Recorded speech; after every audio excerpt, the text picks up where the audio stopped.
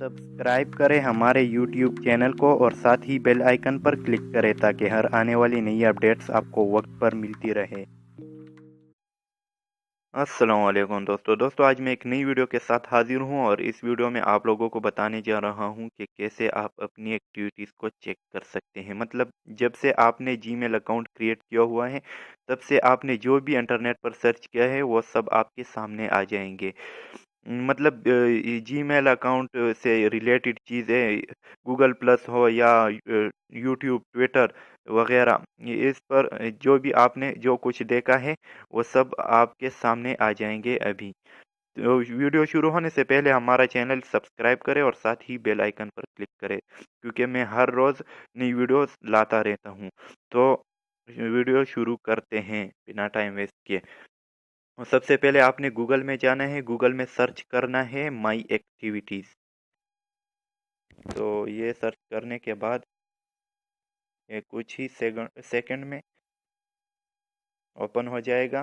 तो इस तरह से देखने को मिलेगा वेलकम टू माई एक्टिविटीज़। आपने फर्स्ट वाले पर क्लिक करना है, वेलकम टू माई एक्टिविटीज़, याद रखिए। अभी ये 2 सेकंड में ओपन हो जाएगा। अगर आप चैनल पर नए हैं तो ज़रूर सब्सक्राइब करें।